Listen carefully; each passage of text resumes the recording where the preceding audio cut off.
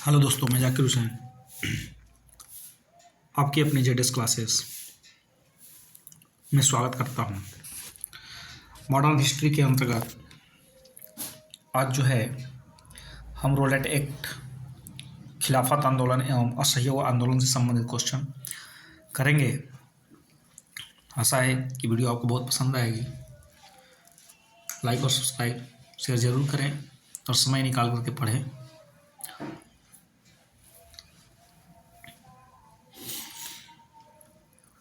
पहला क्वेश्चन है कि कांग्रेस ने खिलाफत आंदोलन का समर्थन किया, उसमें मुख्य रूप से क्या था? खलीफा की पुनः स्थापना के लिए, खलीफा को हटाने के लिए, मुसलमानों की सहानुभूति प्राप्त करने के लिए, या कांग्रेस में जिन्ना को हंसिए पर लाने के लिए। तो कांग्रेस ने खिलाफत आंदोलन का समर्थन इसलिए किया था कि वह खलीफा को पुनः स्थापित करना चाहती थी और मुसलमानों की सहानुभूति प्राप्त करना चाहती थी। तो ये कूट वाला प्रश्न है, 1 और 3 दोनों सही है। नेक्स्ट प्रश्न, निम्नलिखित संस्थाओं में से कौन असहयोग आंदोलन 1920 से 22 के दौरान स्थापित की गई थी? निम्नलिखित संस्थाओं में से कौन सा आंदोलन 1920 और 22 के बीच स्थापित की गई थी? काशी विद्यापीठ, गुजरात विद्यापीठ, जामिया मिल्लिया, काशी हिंदू विश्वविद्यालय।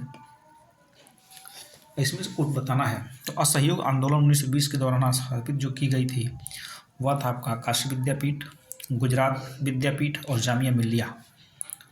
राइट ऑप्शन जो होगा 1, 2, 3 दोनों होगा। ठीक, मतलब ऑप्शन की बात करें मतलब तीनों जो है स्टेटमेंट सही है। अगला प्रश्न है कि 1922 में कौन सी घटना घटित हुई थी? असहयोग आंदोलन, चौरा चौरी की घटना, जलियांवाला बाग हत्याकांड, साइमन कमीशन का आगमन। इनमें से कोई नहीं है एक से अत्यधिक। तो 1922 में जो घटना हुई थी वह हुई थी आपकी चौरा चौरी की घटना। और चौरा चौरी घटना जो है गोरखपुर में पास पड़ता है, गोरखपुर में, जिसमें एक बंद कमरे में सिपाहियों को बंद करके जला दिया गया था। जबकि जलियांवाला बाग हत्याकांड 13 अप्रैल 1919 को हुआ था। साइमन कमीशन भारत जो आया था 1927 में इसका गठन हुआ, 28 में आया था। ठीक है, तो इसका राइट ऑप्शन जो है बी है। नेक्स्ट प्रश्न है कि रविन्द्रनाथ टैगोर ने अपनी नाइटहुड उपाधि किस कारण त्याग दी?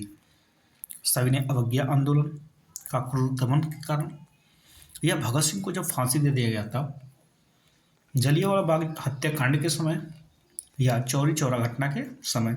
इनमें से कोई नहीं है एक से अधिक। रविन्द्रनाथ टैगोर ने अपनी नाइटहुड उपाधि लौटाए वह जो समय था जलियांवाला बाग हत्याकांड के कारण था। राइट ऑप्शन जो होगा सी होगा। अगला प्रश्न 1919 में भारतीय इतिहास से संबंधित है। कोलकाता से दिल्ली में राजधानी के बदले जाने से, जलियांवाला बाग त्रासदी से, बंगाल विभाजन से, खिलाफत आंदोलन से। इनमें से कोई नहीं एक से अधिक। तो 1919 भारतीय इतिहास जो संबंधित है वह है जलियांवाला बाग त्रासदी से। राइट ऑप्शन बी होगा। अगला प्रश्न है असहयोग आंदोलन की स्थगन संबंधी घटनाओं का सही क्रम इंगित करें। चौरा चौरी में पुलिस गोलीकांड हुआ, उसके बाद उग्र भीड़ द्वारा पुलिस थाने को जलाया गया, गांधी जी द्वारा आंदोलन का स्थगन किया गया और गांधी जी की गिरफ्तारी, निम्नलिखित को गिरफ्तारी भी हुई। तो कौन कौन सा क्रम होगा? देखिए यहाँ जो क्रम है वह 1, 2, 3, 4 होता क्या है कि सबसे पहले चौरा चौरी में पुलिस गोलीकांड हो जाता है, उसके बाद भीड़ जो थी वह उग्र हो जाती है और पुलिस थाने को जला देती है, द्वारा पुलिस थाने को जलाना। उसके बाद गांधी जी द्वारा आंदोलन को स्थगित, गांधी जी कहे कि नहीं, जब अपने मन मर्जी करना है तो तुम करो, ठीक है, हम चलते हैं। उसके बाद क्या हुआ कि गांधी जी को बुलाया कि सुनिए, सब कांड करा दिए तो कहाँ जा रहे हैं, आइए। और उसके बाद गांधी जी को क्या कर दिया, गिरफ्तार कर लिया गया। तो ये क्रम जो होगा 1, 2, 3, 4 हुआ। राइट ऑप्शन जो है आपके कोर्ट में जो दिया रहेगा वो होगा। नेक्स्ट प्रश्न है बिहार के किस वकील ने असहयोग आंदोलन के समय अपनी लाभप्रद वकालत छोड़ दी थी? असहयोग आंदोलन के चलते उन्होंने अपनी एक वकालत छोड़ दिया। क्या वह जयप्रकाश नारायण थे, डॉक्टर राजेंद्र प्रसाद, राजकुमार शुक्ला थे, या स्वामी सहजानंद सरस्वती? इनमें से कोई नहीं एक से अधिक। तो यह जो थे डॉक्टर राजेंद्र प्रसाद थे, जो बिहार के राजेंद्र प्रसाद ने क्या किया, राजेंद्र प्रसाद वकील ने असहयोग आंदोलन के समय अपनी लाभप्रद वकालत क्या कर दिए थे, छोड़ दिए थे, त्याग कर दिए थे। राइट ऑप्शन बी होगा। नेक्स्ट प्रश्न है कि मालाबार में मोपला विद्रोह का परिणाम क्या था? किस रीजन से मोपला विद्रोह जो होता है? बारदोली सत्याग्रह, जलियांवाला बाग हत्याकांड से, खिलाफत आंदोलन से, या सहयोग आंदोलन से? तो मालाबार में मोपला विद्रोह जो था वह खिलाफत आंदोलन का परिणाम था। राइट ऑप्शन जो होगा सी होगा। अगला प्रश्न, निम्नलिखित में से कौन से महात्मा गांधी के सत्याग्रह के प्रमुख सिद्धांत थे? सत्याग्रह के लिए क्या क्या उनका मुख्य सिद्धांत था? सत्यवादिता, अहिंसा, निडरता और संयम। देखिए सबसे बड़ी चीज क्या थी उनके अंदर, महात्मा गांधी के अंदर सत्याग्रह के लिए मुख्य सिद्धांत उन्होंने क्या बनाया? पहले बनाया सत्यवादिता, यदि हम सत्य पे रहेंगे तो किसी से भी लड़ जाएंगे। ठीक। दूसरी बात क्या थी? अहिंसा। उन्होंने बताया कि हिंसा नहीं करना है, क्योंकि हिंसा करेंगे तो हम फंस जाएंगे, हिंसा करेंगे गिरफ्तारी होगी, हिंसा करेंगे मारे जाएंगे, हिंसा करेंगे हमारा आंदोलन को दबाया जाएगा। तो पहले कहे कि सत्य पर रहना है, दूसरी बात क्या कहे कि अहिंसा में रहना है, और तीसरा क्या होगा? निडरता। क्योंकि जब हम कोई हमेशा सत्य पर रहते हैं, हिंसा नहीं किए रहते हैं, तो हमारे अंदर क्या आ जाती है? निडरता आ जाती है, हम कहीं पे भी क्या होते हैं? लड़ जाते हैं। तो यही होती है। तो इनका तीनों जो था सिद्धांत था। अगला प्रश्न, बिहार के किस नगर में 1922 का भारतीय राष्ट्रीय कांग्रेस का वार्षिक अधिवेशन हुआ था? पटना, भागलपुर, मुंगेर, गया, इनमें से कोई नहीं एक से अधिक। तो वह हुआ था गया में। राइट ऑप्शन जो होगा डी होगा। नेक्स्ट प्रश्न, 1920 से 22 के असहयोग आंदोलन के दौरान बिहार में प्रचलित मान्यताओं में से यह थी कि उनकी जीत होगी, क्योंकि गांधी धर्म के प्रतीक थे, एक निपुण राजनीतिज्ञ थे, अंग्रेजों को हराने का पता था, गांधी जी को अंग्रेजों को हराने का पता था, या गांधी जी अंग्रेजी जानते थे। तो 1920 से 22 के असहयोग आंदोलन के दौरान बिहार में एक प्रचलित मान्यता थी कि यह गांधी जी की जीत होगी। क्यों? क्योंकि वह एक धर्म के प्रतीक थे। राइट ऑप्शन जो होगा ए होगा। अगला प्रश्न, किस क्षेत्र में राहुल संस्कृत्यायन 1920 के असहयोग आंदोलन में सक्रिय थे? छपरा, दिल्ली, लखनऊ, पटना, इनमें से कोई नहीं है एक से अधिक। तो राहुल संकृत्यायन जो थे 1920 के असहयोग आंदोलन में वह छपरा में सक्रिय थे। राइट ऑप्शन जो होगा वह ए होगा। अगला प्रश्न, खिलाफत आंदोलन की शुरुआत किसने की थी? मौलाना मोहम्मद अली एवं शौकत अली, जवाहरलाल नेहरू, महात्मा गांधी, लाल बहादुर शास्त्री, इनमें से कोई नहीं एक से अधिक। खिलाफत आंदोलन की शुरुआत जो किया गया था वह किया गया था मौलाना मोहम्मद अली एवं शौकत अली के द्वारा। राइट ऑप्शन जो होगा वह ए होगा। अगला प्रश्न, सन 1920 ईस्वी में खिलाफत कमेटी की सभा जिसने गांधी जी को असहयोग आंदोलन के नेतृत्व को संभालने का अनुरोध किया था वह किस शहर में हुई थी?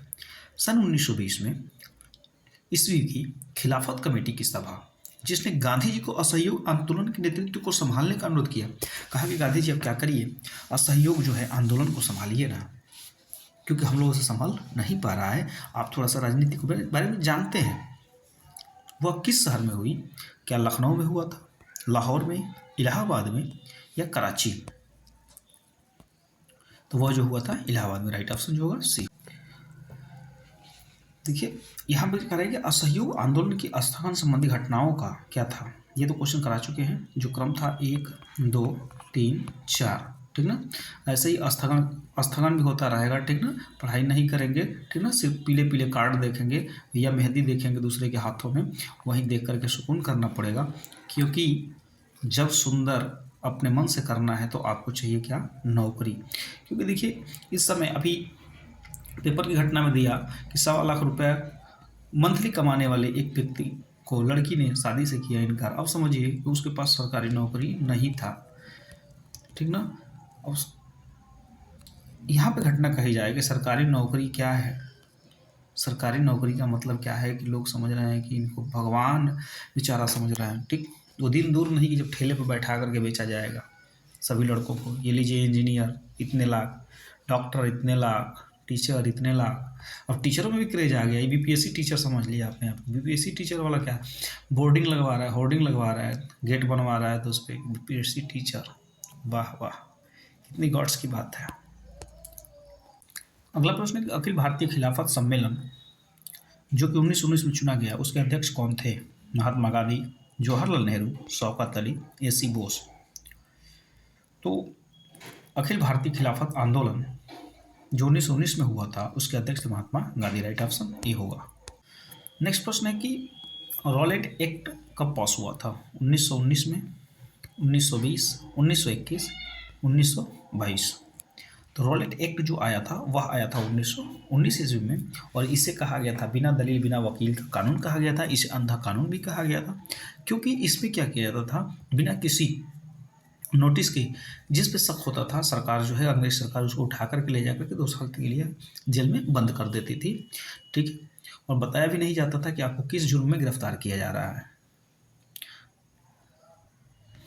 ऐसा तो समय आ गया है, क्या करिएगा।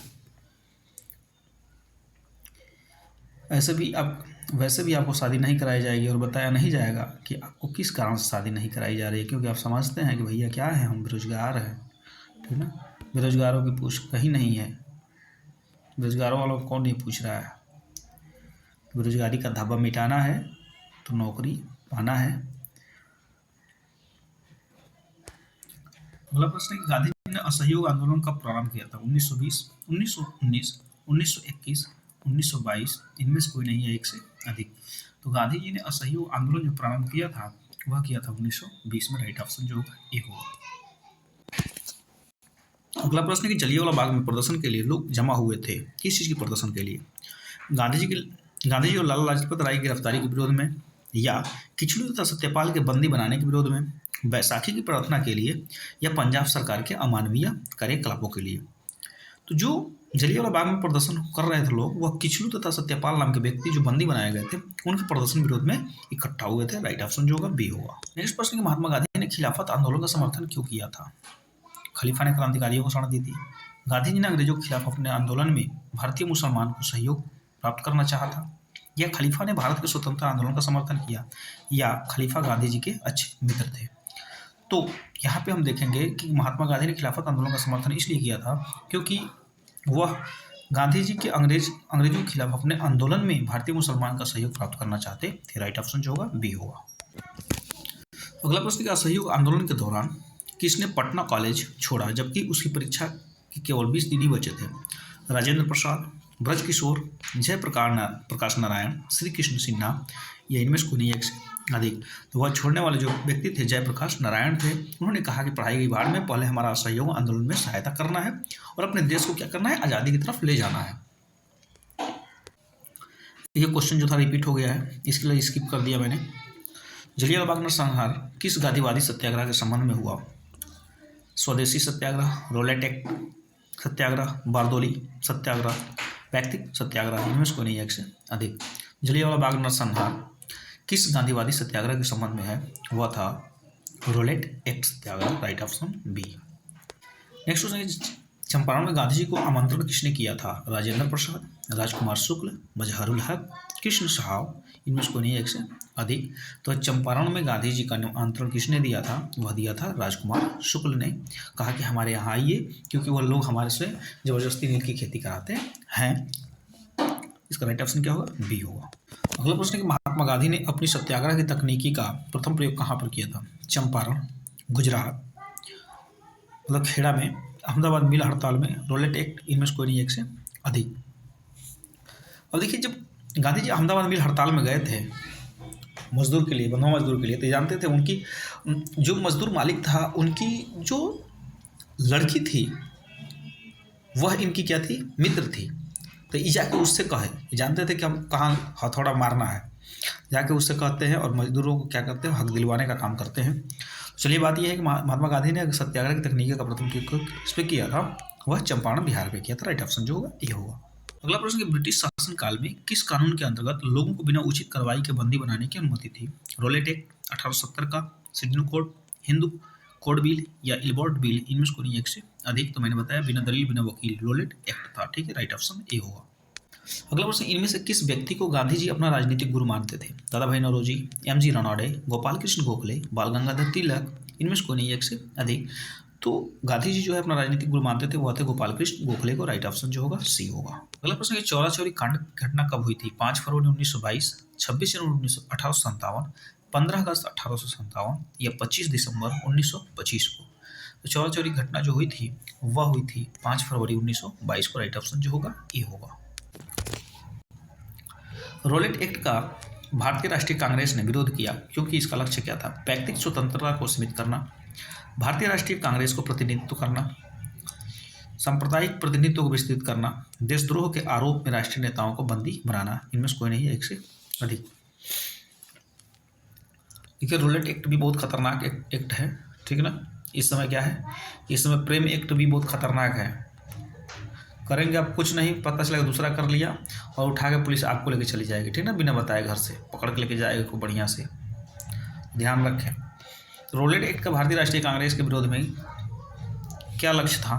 तो वह लक्ष्य था व्यक्तिगत स्वतंत्रता को सीमित करना। राइट ऑप्शन ए होगा। अगला प्रश्न, किस घटना के कारण गांधी जी ने असहयोग आंदोलन वापस लिया था? तो मैं पहले बता दिया था, चौरा चौरी कांड। अगला क्वेश्चन है कि चौरा चौरी कांड जब हुई थी, घटना हुई थी, तो उस समय महात्मा गांधी कहाँ थे? दिल्ली में, कोलकाता में, चौरा चौरी में, बारदोली में। इनमें से कोई नहीं, एक से अधिक। उस समय महात्मा गांधी जो थे बारदोली में थे। राइट ऑप्शन जो होगा डी होगा। किस घटना ने महात्मा गांधी को भारत के स्वतंत्रता संग्राम के क्षेत्र में लाकर खड़ा कर दिया? रोलेट एक्ट अधिनियम, जलियांवाला बाग हत्याकांड, बाल गंगाधर तिलक की मृत्यु, मॉन्टेगू चेम्सफोर्ड सुधार अधिनियम। बेम्स नहीं है, चेम्सफोर्ड है, ठीक है। इनमें से कोई नहीं, एक से अधिक। तो बाल गंगाधर तिलक की मृत्यु हो जाती है और उसी की वजह से महात्मा गांधी जो है स्वतंत्रता संग्राम के क्षेत्र में आ जाते हैं। अगला प्रश्न, ब्रिटिश का भर्ती सर्जेंट की उपाधि प्रथम विश्व युद्ध के दौरान सरकार को अपना सहयोग देने के कारण किसने प्राप्त की? मोतीलाल नेहरू, महात्मा गांधी, गोपाल कृष्ण गोखले या मदन मोहन मालवीय। करेंगे ब्रिटिश का भर्ती सर्जेंट की उपाधि प्रथम विश्व युद्ध के दौरान सरकार को अपना सहयोग देने के कारण किसने प्राप्त किया? महात्मा गांधी। महात्मा गांधी से अंग्रेजों ने कहा कि आप क्या करिए, आप यदि कहेंगे तो सभी भारतीय जो सैनिक हैं हमारी सपोर्ट करेंगे, भारतीय जितने नौजवान हैं हमारी सपोर्ट करेंगे और हमारी प्रथम विश्व युद्ध में क्या करिए, हमारा सहायता करिए, उसके बाद हम आपको क्या कर देंगे, आज़ाद कर देंगे। तो उसके बाद क्या हुआ कि जब लोगों ने गांधी जी को ही खुद कहने लगा कि ये क्या है, सार्जेंट है, यह जो है अंग्रेजों से मिले जुले हैं और हम लोग क्या किए, जानबूझ करके भर्ती कराए हैं। नेक्स्ट प्रश्न, निम्नलिखित में से किस सत्याग्रह आंदोलन में गांधी जी ने प्रत्यक्ष रूप से भाग नहीं लिया था? राजकोट सत्याग्रह, खेड़ा सत्याग्रह, वाईकोम सत्याग्रह या असहयोग आंदोलन।